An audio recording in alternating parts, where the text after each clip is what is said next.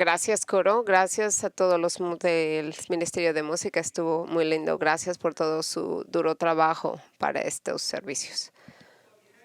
Si usted tiene su Biblia o tiene su tablet, yo quiero que la abra en Lucas 2 y le voy a leer del 2 al. Ahora, en esos días salió un decreto de César Augusto que se hiciera un censo en toda la tierra habitada.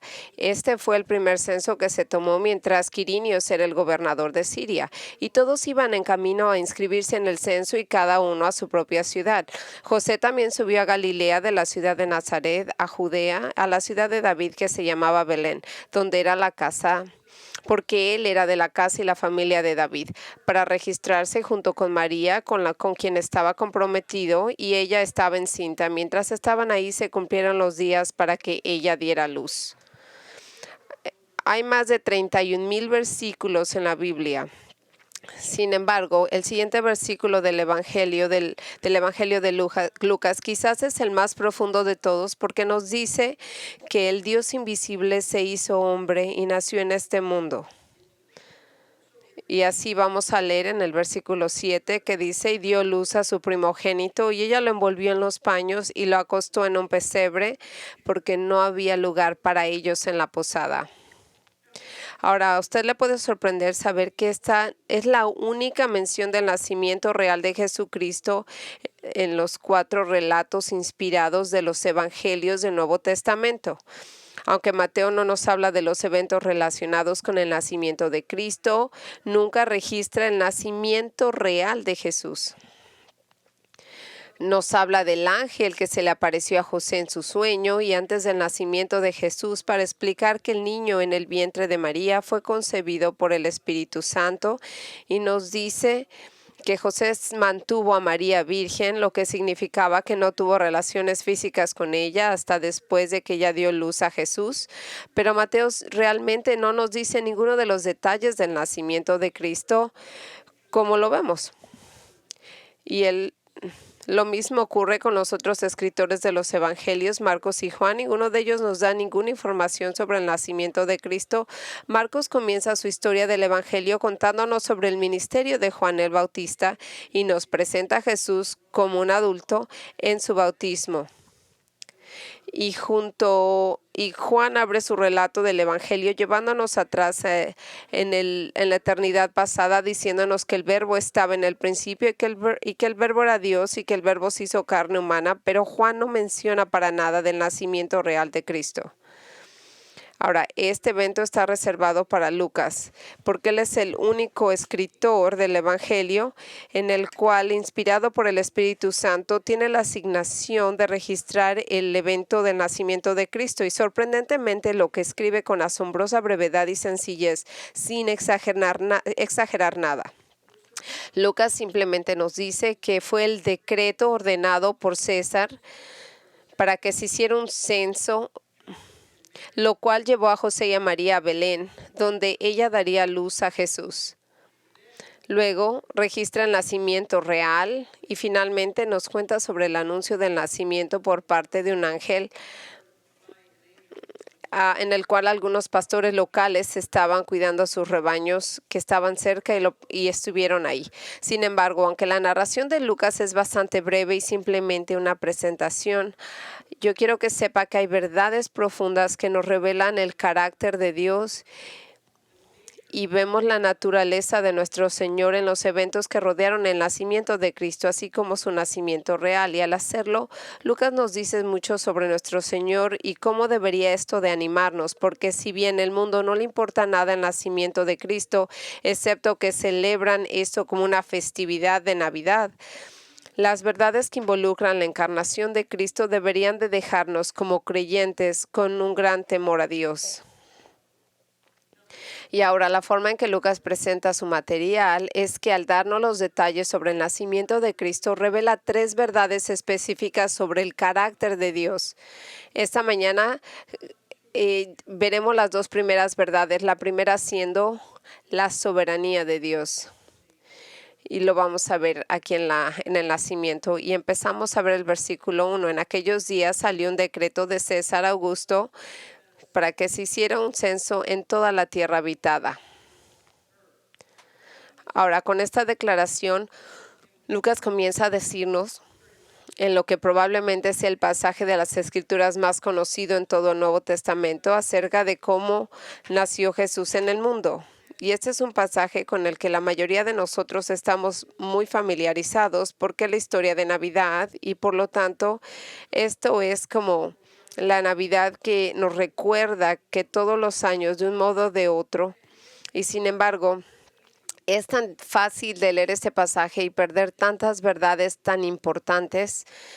Y una de las razones por las que tendemos a pasar por alto tantas verdades importantes es porque al enfocarnos en el nacimiento real de Cristo, tendemos a pasar por alto este versículo inicial que nos revela la conexión, el contexto histórico de su nacimiento y pone en marcha el único evento que condujo a su nacimiento cumpliendo la profecía del Antiguo Testamento. Pero es fundamental que comprendamos el contexto histórico porque al hacerlo así vemos algo maravilloso en el carácter de Dios. Mire aquí cómo Lucas afirma que en aquellos días salió un decreto de César Augusto. Ahora, de inmediato, tenemos una serie de preguntas de las cuales necesitamos respuesta. Con los primeros de ellos son, cuando Lucas dice en esos días, ¿a qué se refiere? Bueno, la respuesta a esta pregunta se encuentra hacia el comienzo del capítulo 1, donde leemos en el versículo 5, en los días de Herodes, el rey de Judea. En otras palabras, todo esto que está dándose al lugar, Gabriel se había aparecido a Zacarías, Gabriel se le apareció a María, el nacimiento de Juan el Bautista y ahora el nacimiento de Jesús, todas estas cosas sucedieron en los días de Herodes el Grande, que gobernaba sobre Israel, el que era un rey títere realmente de Roma. La segunda pregunta que necesitamos contestar es, ¿quién fue César Augusto? Porque Lucas dice que en aquellos días salió un decreto de César Augusto. Bueno, es obvio por este hombre que tiene un título de César, que mientras Herodes gobernaba sobre Israel, este hombre era el gobernante de todo el imperio romano en ese momento. Por eso se le llamaba César. Pero observe que él no se llama simplemente César, sino que se llama César Augusto. Y esto es significativo y le diré por qué.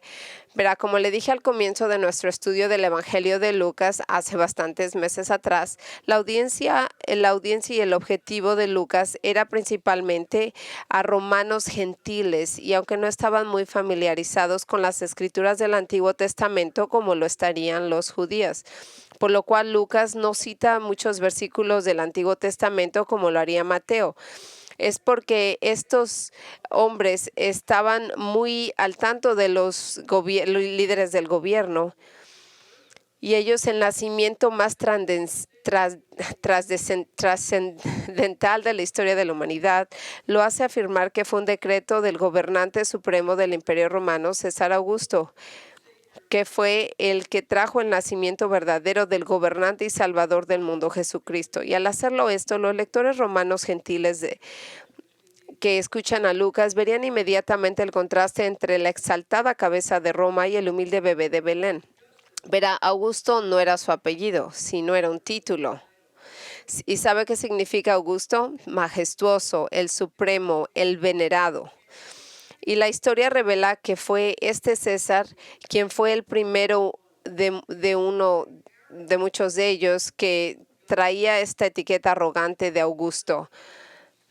Ahora que si usted no somos ciudadanos romanos, no estaríamos familiarizados con este hombre. Un poco de antecedentes serían útiles. César Augusto nació con el nombre de Cayo Octavio el 23 de septiembre de 63 a.C. Su abuela era la hermana de Julio César, lo cual hizo a Octavio entonces el sobrino nieto de César. Sin embargo, tras la muerte de Julio César, Octavio supo por el testamento de su tío abuelo que él había sido adoptado legalmente como su hijo y heredero. Y poco después, él como heredero, el Senado romano lo nombró el emperador y lo confirió con el título de Augusto. Ahora bien, ¿por qué es importante este hecho? Porque hasta que este hombre adoptó el título para sí mismo, la designación de Augusto estaba reservada ese término de Augusto estaba solamente reservado para los dioses paganos que adoraban los romanos. Pero fue bajo el reinado de César Augusto que los hombres comenzaron por primera vez a pensar en los césares como dioses. De hecho, fueron más allá de pensar en este hombre como un dios. Hay indicios que se encuentra que entre las antiguas ruinas romanas que César Augusto en realidad estaba siendo llamado por sus seguidores el Salvador del mundo. Y así que al hablarnos sobre este gobernante de Roma en relación con el nacimiento de Cristo, Lucas está representando intencionalmente un marcado contraste entre el exaltado César Augusto, el que estaba de regreso en Roma, celebrándose a sí mismo como el Salvador del mundo, y el verdadero Salvador de la palabra, Jesucristo, cuyos padres se les negó una habitación en una posada para su nacimiento, y quien humildemente entró a este mundo en una oscura ciudad del Medio Oriente, sin fanfarrias y de la manera más modesta, envuelto en trapos o tiras de tela, y luego colocado en un comedero para animales como su cuna. Sin embargo, no solo vemos un marcado contraste entre este hombre que pensaba que era augusto y supremo y Cristo que verdaderamente es augusto y supremo, sino que también vemos la soberanía de Dios en acción. Cuando Él se mueve, el Señor, a ver a César Augusto e inconscientemente a cumplir su voluntad. Observe una vez lo que vemos en el versículo 1. En aquellos días salió el decreto de César Augusto que se hiciera un censo de toda la tierra habitada. Lucas nos dice que en aquellos días, los días de Herodes gobernando sobre Judea, que un decreto que era un edicto imperial fue emitido por César Augusto y que se debería de hacer un censo de todas las personas que estaban bajo el control del Imperio Romano. Y el propósito de este censo era tributario. Ahora, la historia nos revela que este no fue el único censo que Augusto hizo durante su reinado. Hubo muchos registros o censos como ordenados por él, con el propósito de incluir a jóvenes para el servicio militar, otros con el propósito de grabar a los que gobernaba Roma. Ahora, este censo era para registrar a las personas con el fin de cobrarles impuestos, y solo para distinguirlo de otros censos, Lucas agrega en el versículo 2 lo siguiente. Este fue el primer censo realizado mientras Quirinios era el gobernador de Siria. Y ahora Lucas menciona a este hombre Quirinios, porque como gobernador de la región de Siria, él era responsable de supervisar este censo en la tierra de Israel. Y esa es la tierra de Israel en la que se centra Lucas debido al efecto de que este censo hablaría del nacimiento de Jesús, como lo vemos en los siguientes versículos. En el versículo 3 a 5 nos dice, y todos iban en camino a registrarse para el censo, cada uno por su propia ciudad. José también subió a Galilea, de la ciudad de Nazaret a Judea, la ciudad de David, que se le llamaba Belén, porque él era de la casa y la familia de David, para registrarse junto con María, que estaba con quien estaba comprometido y que estaba encinta. Ahora, Lucas nos dice que como resultado de este censo por César Augusto, se requirió que todos los que se registraran para este mismo tendrían que ir a su propia ciudad. Y su propia ciudad se refiere a su hogar ancestral, el pueblo de donde eran sus antepasados y con los que ellos se identificaban. Y asimismo que como José y María haciendo este largo viaje desde Nazaret, que tenían que regresar allá hasta Belén, y eso tuvieron que hacer esto, es muy básico y muy simple. Era porque Belén era el lugar donde había nacido el rey David. Y ambos, José y María, eran descendientes de David. Y así que era su hogar ancestral. Y así que ellos juntos, José y María, hicieron este largo viaje que fue aproximadamente de 80 a 90 millas. Tuvo que ser extremadamente difícil para María porque leemos en el versículo 5 que estaba embarazada y sabemos que ella estaba avanzada en su embarazo porque poco después llegaría a Belén y daría luz a Jesús. En su comentario sobre Lucas, Ken Hughes explica cuán difícil había sido este viaje para María y él escribe: Fue un viaje miserable. María estaba al término, lo que la obligaba a caminar lento y rodante mientras caminaba estas 80 millas. Quizás si tenía suerte, habría pedido o prestado un animal para llevarla, pero sea cual fuera la situación, viajó en el polvo, el frío del invierno, con el doloroso conocimiento de que podía tener a su primer bebé lejos de casa, de su madre y de casi todos los que la querían.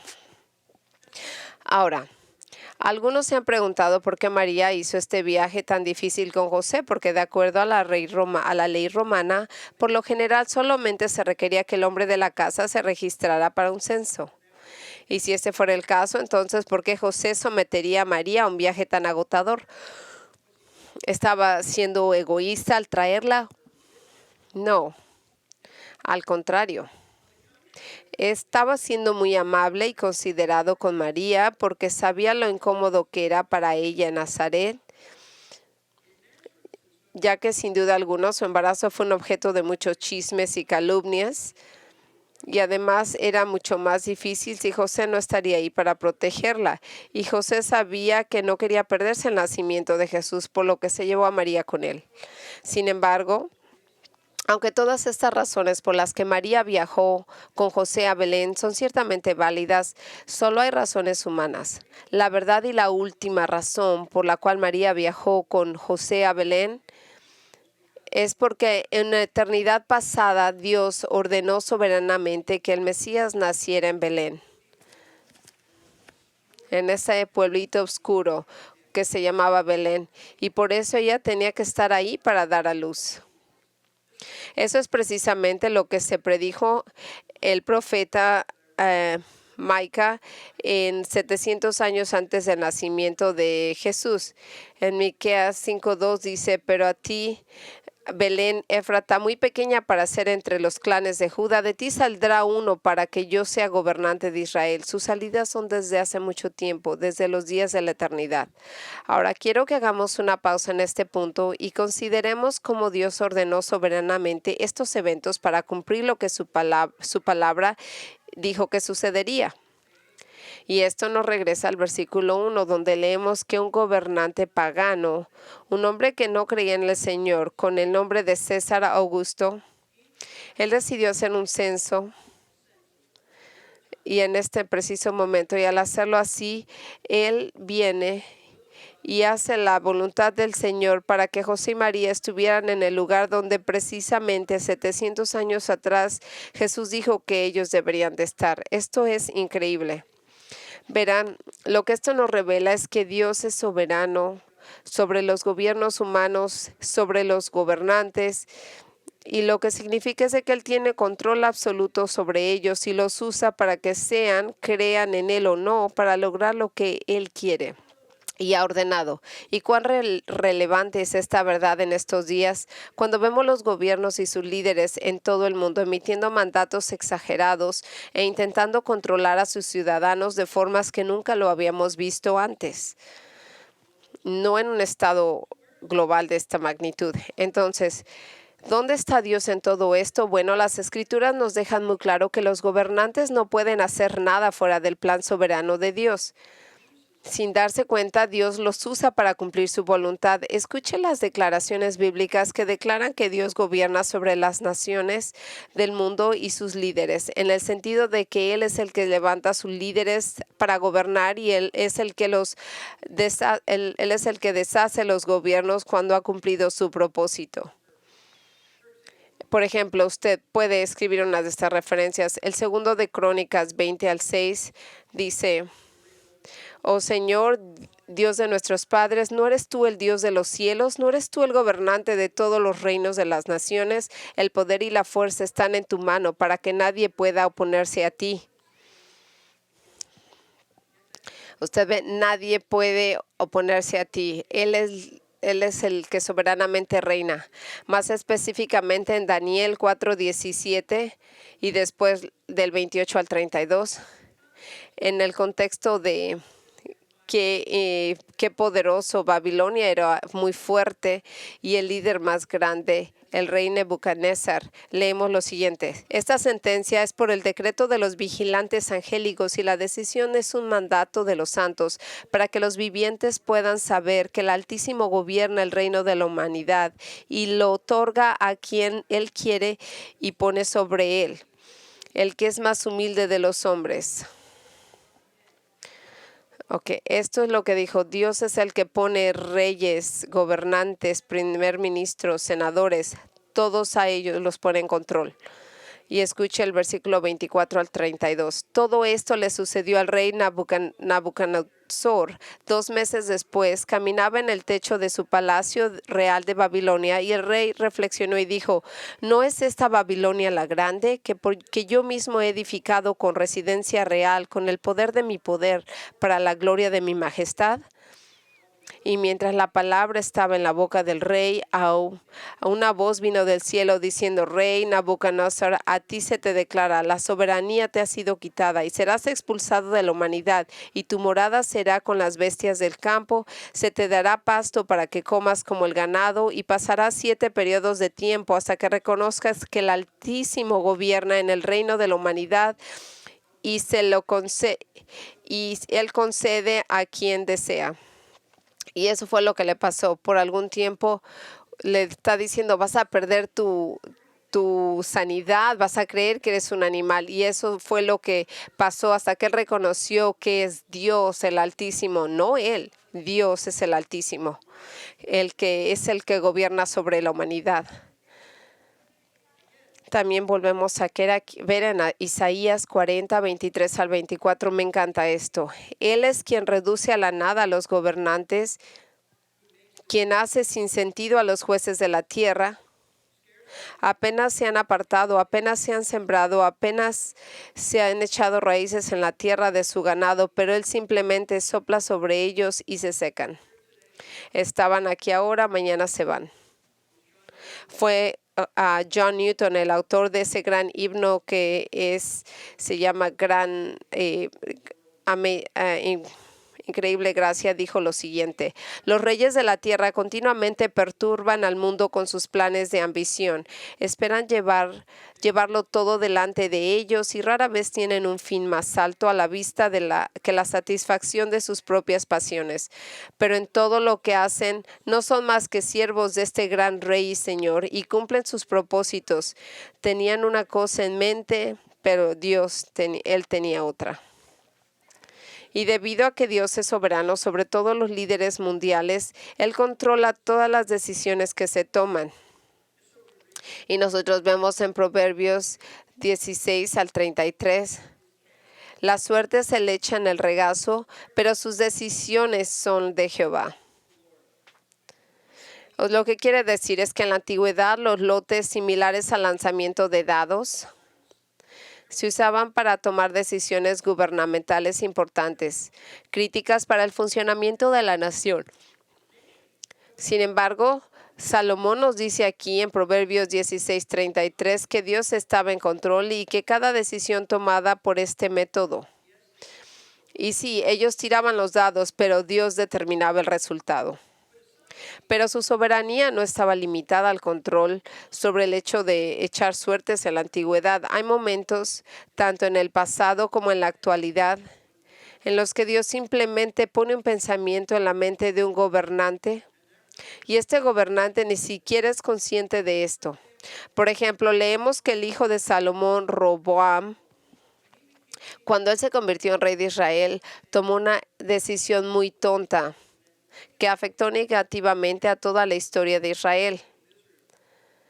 Y es así como el autor Jerry Bridges, en su libro clásico Confiar en Dios, explica lo que sucedió y por qué pasó. Él escribió: cuando Roboam subió al trono, los hombres de Israel le pidieron que aliviara el duro trabajo y el pesado yugo de Salomón. Su padre su padre les había impuesto.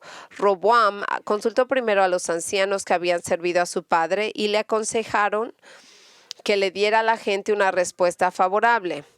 Pero Roboam rechazó el consejo de los ancianos y consultó a los jóvenes que habían crecido con él y le aconsejaron que respondiera a la gente con dureza. Como resultado, 10 tribus de Israel se rebelaron contra Roboam, dividiendo el reino.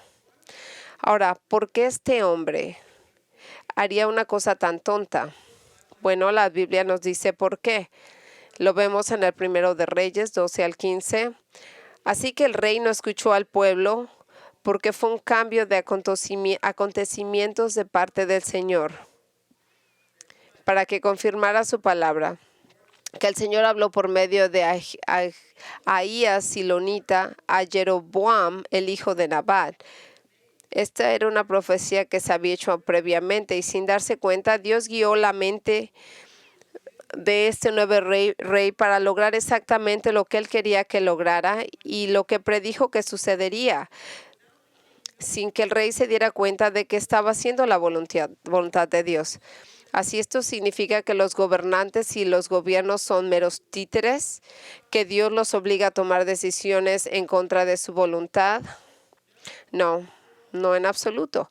Los gobernantes hacen lo que quieren hacer, lo que sus corazones les dicen que hagan, pero sin que ellos lo sepan, Dios está obrando en sus corazones y mentes para lograr sus propósitos soberanos, y esto es exactamente lo que vemos en Proverbios 21:1 declara: el corazón del rey es como los canales de agua en la mano del Señor.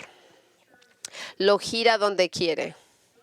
Es decir, que Dios, el que dice lo que va a pasar cuando Él está hablando de las decisiones que toman los reyes y de los líderes. Ellos no tienen idea qué está pasando. Es importante que nosotros sepamos esto, porque de lo contrario podemos generar una gran ansiedad y desesperación, especialmente en estos días, ya que vemos que los líderes gubernamentales están tomando decisiones increíblemente tontas que realmente no tienen sentido en muchos casos. Con respecto a la soberanía de Dios en las decisiones tomadas por los gobernantes del mundo, Jerry Bridges escribió: el hecho de que Dios es soberano sobre todos nuestros gobernantes generalmente no es evidente para nosotros cuando vemos sus decisiones y acciones en un plano humano. En su mayor parte, los funcionarios gubernamentales y los cuerpos legislativos hacen su trabajo al margen de cualquier intento de llevar a cabo la voluntad de Dios.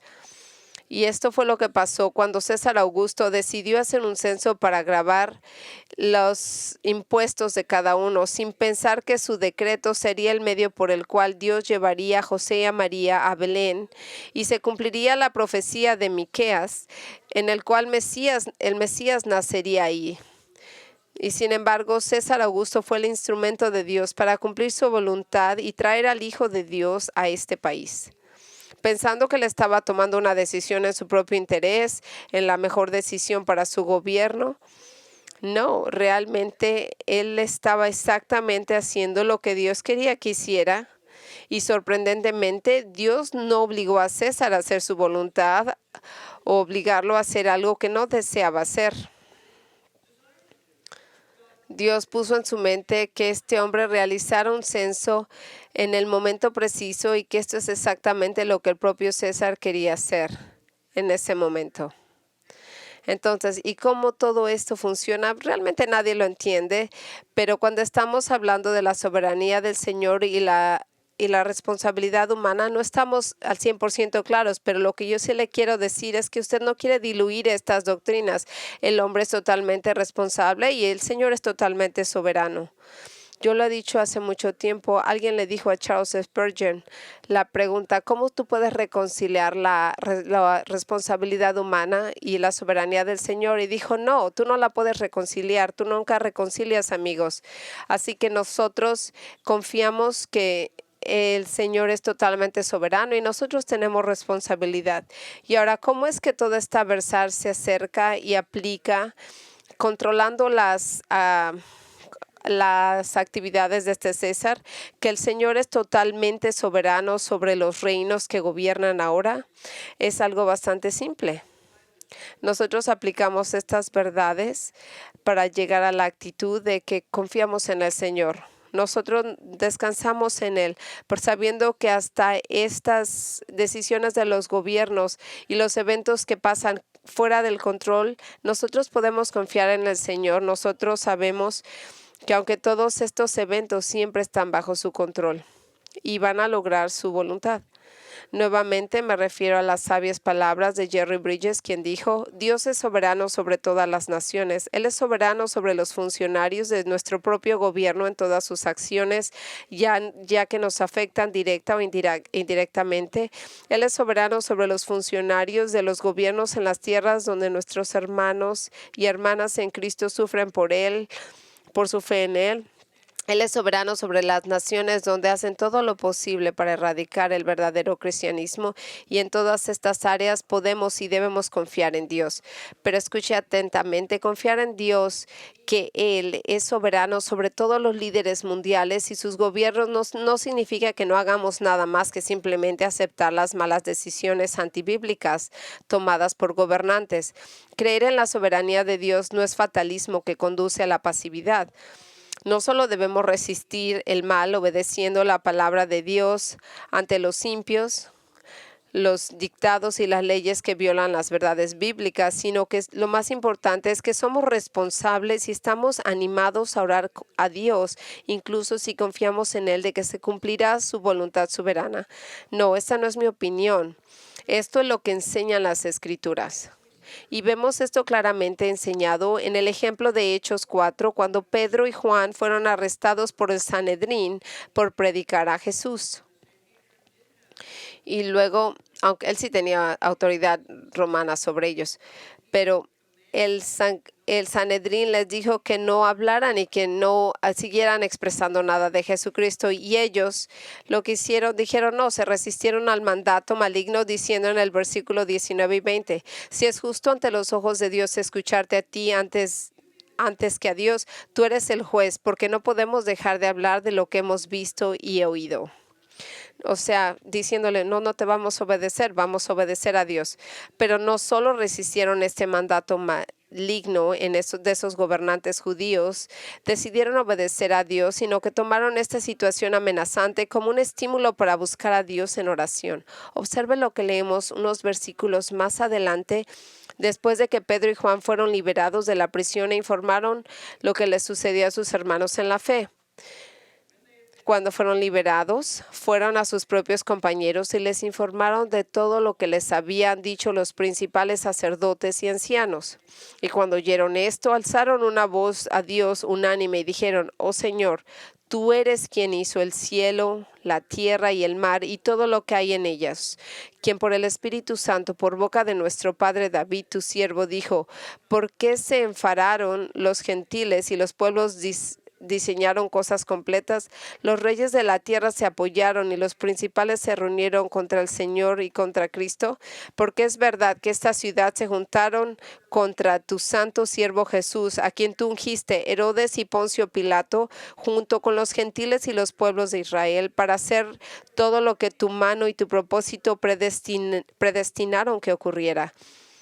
Y ahora, Señor, toma nota de sus amenazas y permite que tus siervos hablen tu palabra con toda confianza. Reconociendo la soberanía de Dios en las decisiones tomadas por los líderes judíos y gentiles de dar muerte a Jesús, los discípulos no se sentaron pasivamente. No, ellos no se quedaron pasivos. Ellos le oraron al Señor pidiéndole que les permitiera obedecer, hablando su palabra con confianza. Verá usted, cualquier creencia en la soberanía de Dios que fomente la irresponsabilidad y no lleve la obediencia piadosa y que no lo lleve especialmente a orar, no es una visión bíblicamente precisa de lo que es la soberanía de Dios. La soberanía del Señor nunca nos lleva a hacer nada, sino más bien nos lleva a obedecer y a buscarlo en oración. Como lo dijo una persona tan maravillosamente, la soberanía de Dios no niega nuestra responsabilidad de orar, sino más bien hace posible orar con confianza. Lo que quiere decir es de que la única gente que ora seriamente son los que creen en la soberanía del Señor. ¿Por qué le vas a orar al Señor cuando tú crees que no puede hacerlo? Tú debes y ese sentimiento te debe de llevar a orar. Y ahora, volviendo a Lucas 2, vemos la soberanía de Dios en acción y cuando misteriosamente se mueve en la mente de César Augusto para ordenar un decreto que llevó a José y a María a Belén, de modo que en cumplimiento de la profecía del Antiguo Testamento, Jesús nacería allí. Pero la soberanía no es la única cualidad del carácter de Dios que vemos relacionada con el nacimiento de Cristo. A medida que Lucas continúa su narración, revela otra cualidad del carácter divino, y esa es la humildad de Cristo. Y mire el versículo 6. Mientras estaban allí, se cumplieron los días para que ella diera luz. Lucas nos dice que en el tiempo después de que José y María llegaron a la ciudad de Belén, ya llegando a Belén, llegó el momento de que ella diera luz. Y luego, en un lenguaje muy simple, directo, nada técnico, Lucas describe el nacimiento más importante de la historia de la humanidad: el nacimiento de Dios hombre, Jesús el Mesías. El versículo 7 dijo: y dio a luz a un primogénito, ella lo envolvió en paños y lo acostó en un pesebre, porque no había lugar para ellos en la posada. En un lenguaje que es a la vez sencillo y majestuoso, Lucas nos dice tres cosas sobre el nacimiento de Jesús. Número 1, María dio a luz a su primogénito. Y hay dos cosas importantes señalar acerca de la declaración sobre el nacimiento de Jesús con respecto a este nacimiento. Primero es que si bien la concepción de Jesús fue milagrosa y misteriosa, su nacimiento no lo fue. Fue como cualquier otro nacimiento humano, aunque la idea de que Dios se convierte en hombre y que dejó la eternidad para venir acá es totalmente espectacular. El pensar que su nacimiento, que no fuera algo fuera de lo común. Después de 9 meses, su madre dio a luz. Eso fue todo. Estuvo embarazada, después tiene al bebé. La segunda cosa que quiero enseñarles sobre el nacimiento de Cristo es que Lucas dice que María dio luz a su primogénito. No dice que es su único hijo o a su único bebé. Es significativo porque la Iglesia Católica Romana, en su exaltación a María, enseña que ella permaneció virgen hasta su muerte. Pero que es perpetuamente virgen. Pero eso está completamente erróneo y es una clara negación de las escrituras de Mateo 1 del 24 al 25. Y José se despertó de su sueño e hizo como el ángel del Señor le había mandado y tomó a María por su esposa. Pero la mantuvo virgen hasta que dio a luz a su hijo y le llamó Jesús. Lo que vemos aquí es de que Dios le reveló a José del embarazo de María y fue el resultado de una obra milagrosa de Dios en su vientre y que él debería de casarse con ella. Leemos que la mantuvo virgen hasta que dio luz a Jesús. Esta implicación quiere decir que en estas palabras que aunque no tuvieron relaciones sexuales mientras ella estaba embarazada de Jesús, después ya tuvieron relaciones normales como marido y mujer. Y sabemos que este fue el caso porque el Nuevo Testamento revela en varios lugares que María y José tuvieron otros hijos que eran medios hermanos y hermanas de Jesús. Un lugar donde leemos sobre esto hay muchos, pero uno de ellos es en Mateos 13 del 55 al 56, donde se nos cuenta sobre una reacción de los incrédulos a Jesús cuando regresó a su ciudad natal de Nazaret. Esto es lo que dijeron: ¿no es este el hijo del carpintero? ¿No se llama su madre María y sus hermanos Jacobo, José, Simón y Judas? ¿Y sus hermanas no están todas con nosotros? Entonces, ese es lo primero que nos dice aquí Lucas, que este nacimiento sería su hijo primero, pero no su único hijo. Y es lo primero que nos está diciendo acerca del nacimiento de Cristo, que fue como cualquier otro nacimiento y que fue un primogénito, no su hijo único. Lo segundo que nos dice Lucas sobre el nacimiento de Jesús es que después de que nació, María lo envolvió en paños. Una vez más, la forma en que Jesús fue tratado después de su nacimiento no fue inusual ni fuera de lo común. En ese día era una costumbre normal que todos los recién nacidos estuvieran bien envueltos en tiras de tela para que pudieran proporcionarles calor, seguridad y mantener los huesos del bebé firmes y rectos. Así que todas las madres hacían eso. Así que Jesús, como recién nacido, fue tratado de la misma manera que se trataba a cualquier otro bebé. Y ahora es en la tercera y última de estas cosas que Lucas nos comparte sobre el nacimiento de Jesús, donde vemos la humildad pura de nuestro Señor. Leemos que Él fue acostado en un pesebre porque no había lugar para ellos en la posada. Después de haber nacido y luego ser envuelto firmemente en largos paños de lino, Jesús fue colocado en un pesebre. Y aunque esto ha llevado a muchos a suponer que Jesús nació en un establo, esto no es necesariamente el caso. Verá, mientras que la palabra pesebre significa comedero para animales, estos comederos se encontraban en cualquier lugar donde los animales comieran. De hecho, aquellos que ustedes han estado conmigo en Israel, tal vez recuerden que vimos a un comedero en Megiddo, donde Salomón guardaba sus caballos. Aún así lo puedo visualizar a Kenny diciéndonos de ese lugar. Nadie sabe con certeza hoy dónde nació Jesús, en qué parte de la ciudad de Belén. Sin embargo, una tradición muy temprana afirma que nació en una cueva donde los animales se mantenían en cuevas para protegerlos de los elementos.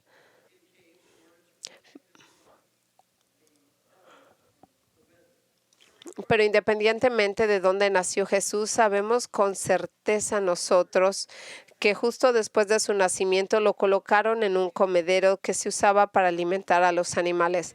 Y la razón por lo que lo colocaron ahí es porque nos decían que no había espacio para ellos en la posada.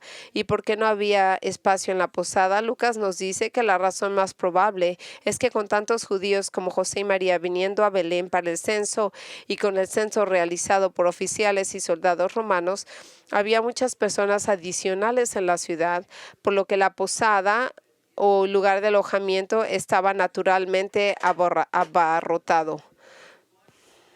Así que todo estaba lleno, había gente de más.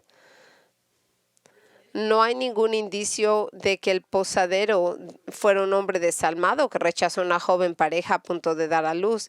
Simplemente no había una habitación disponible para ellos en la posada, por lo que María tuvo que dar a luz en donde se guardaban los animales, y los animales pertenecían a los que tenían una habitación en esa posada. Y ahora, independientemente de que ellos, José y María, no tenían habitación en la posada, el hecho de que María se fue obligada a dar a luz entre los animales es el cuadro increíble de la humildad para la entrada del Hijo de Dios a este mundo. Pero fue algo perfecto, porque la vida de nuestro Señor aquí en la tierra habló de su humildad. Por ejemplo, y aunque Él era un rey, fue tratado como un mendigo. Y aunque Él creó y fue dueño de todo el universo, dijo que no tenía dónde recostar la cabeza. Él no tenía una casa fija. Y aunque Él trajo al pueblo judío a existencia y lo convirtió en su pueblo del pacto, cuando vino a ellos no lo recibieron. Aunque Él es Dios, sin embargo, renunció a sus derechos para usar siempre los atributos divinos y se humilló a sí mismo para convertirse en un siervo y fue obedientemente a la cruz para morir por los pecados de muchos. Entonces, desde su nacimiento hasta su muerte, nadie demostró más humildad que Jesús. Pero para darnos una idea de cuán bajo se inclinó nuestro Señor para entrar a nuestro mundo, quiero que escuche lo que dijo Ken Hughes, cómo describe tan gráficamente con palabras increíblemente serias cómo realmente el nacimiento de Cristo hubiera sido. Le voy a leer esto porque nadie lo comunica como Ken Hughes y es algo que es vívido y va a ver. Escribió, en Belén el alojamiento para los viajeros era primitivo. La posada de este fue más crudo de los arreglos. Por lo general se trataba de una serie de puestos construidos en el interior de un recinto que que se abrían a un patio común donde se guardaban los animales. Todo lo que el posadero proporcionó fue heno o forraje para los animales y fuego para cocinar. En ese día frío, cuando llegaron los futuros padres, no había nada disponible, ni siquiera uno de esos toscos puestos. Y a pesar de la urgencia, nadie les dejaría el espacio, así que probablemente fue en el patio común donde los animales de los viajeros estaban atados, donde María dio a luz a José. Con solo José asistiéndola, José probablemente lloró tanto como María al ver el dolor, el apestoso corral, su pobreza, la indiferencia de la gente, la humillación y la sensación de total impotencia, sentir vergüenza por no poder mantener a la joven María de la noche de su parto. Todo esto sería lo que un hombre lo haría maldecir o llorar. Si nos imaginamos que el nacimiento de Jesús en un establo, en un campo recién barrido, perdemos el punto. Fue miserable, escandaloso. Había sudor, dolor, sangre y gritos. Cuando María se acercó al cielo en busca de ayuda, la tierra estaba fría y dura. El olor del nacimiento mezclado con el hedor del estiércol y la paja de olor amargo formaban un ramo despreciable. Las manos del carpintero, temblorosas, torpes de miedo, agarraron al Hijo de Dios resbaladizo por la sangre. Las extremidades del bebé se agitaron impotentes como si cayeran del espacio. Su rostro hizo una mueca mientras jadeaba por el frío y su llanto atravesaba la noche. Esta es la descripción de cómo fue que nuestro Jesús entró, el Hijo de Dios, el Creador del universo, el Señor de todo. Así llegó cuando dejó la gloria del universo para venir aquí con nosotros. Cuando estamos pensando en una aldea remota, maloliente, Jesús nació en este mundo como el más bajo de los hombres. Pero Él nació así y vivió en total humildad toda su vida. Y esto incluye hasta su muerte, en donde Él se humilló a permitir que los hombres malos lo crucificaran. ¿Para qué? Para que Él muriera como un portador sustituto de los pecados de otros, gente como usted y como yo. Es decir, Él se humilló a sí mismo en la cruz para soportar la ira de Dios, aunque no tenía pecado y no merecía esa ira, para que pudiéramos ser salvos de esa ira. Y así Él pudiera salvar a gente como nosotros del juicio del Señor, que realmente no nos lo merecemos, pero Él lo hizo así. Entonces yo me pregunto, mientras vemos esa historia y mientras recordamos la historia de la Navidad aquí en octubre, yo me pregunto, ¿alguna vez usted ha vuelto a Cristo para ser salvo de la ira de Dios? Esto realmente es de lo que estamos hablando, de que vamos a ser salvos del juicio de Dios, porque Él vino para salvar a los pecadores. ¿Usted se ha arrepentido de su pecado? ¿Usted ha puesto su confianza en Jesús para salvarlo del santo juicio de Dios? Eso es lo más importante, el punto crucial de nuestra vida. Es por lo que Jesús nació en este mundo y es por eso mismo que Dios orquestó soberanamente los eventos que llevaron a su nacimiento. Y es por eso que en el modo más humillante, una cuna cruda y entre los animales, así nació Jesús. Si usted nunca ha confiado en Señor, yo le digo, no deje un día que pase, no deje un momento que pase sin que usted venga al Señor. Y si usted conoce al Señor, dele gracias por su soberanía, de que Él es bueno, de que cosas extrañas, censos, cosas que son de dictadores, que Él está en control de todos los eventos de este mundo. Y que a veces, aunque estemos sorprendidos, nosotros sabemos que que estamos bajo la soberanía del Señor. Ore con Él, ore mucho por lo que Él quiere. Señor, nosotros te agradecemos por este capítulo, por este versículo en el cual nosotros podemos verlo y estudiarlo y entender una imagen clara de tu nacimiento. Pero cómo tú pusiste todos estos eventos en un modo tan perfecto para que se diera tu voluntad, se llevara a cabo lo que tú querías. Y nosotros te decimos que necesitamos confiar en ti, ayúdanos a confiar en ti, aún en los mandatos de los gobiernos que no tienen sentido. Oramos de que tú nos motives, de que nos ayudes, de que nuestra confianza esté en ti, que resistamos al enemigo y que te busquemos, Padre. Y que te podamos obedecer y que no estemos rebeldes contra el gobierno, pero podemos estar sometidos al gobierno, pero siempre confiando en ti Y nosotros, Señor, venimos aquí para seguir los pasos de Jesús, para entender su humildad. No queremos ser arrogantes, no queremos pensar que nosotros somos más especiales, pero nosotros queremos verte a ti para hacernos humildes, para ser una persona que nace aquí, que entendemos la humildad y que seamos hombres que sean, que te amen, que te sigan. Y oramos por cualquier persona que nunca ha venido a ti por salvación, que este sea el día de su salvación. Todo esto lo pedimos en nombre de Jesucristo. Si a usted le gustaría hablar con alguien, ya sea en español, hay alguien en la parte de enfrente que puede platicar con usted. Gracias por venir.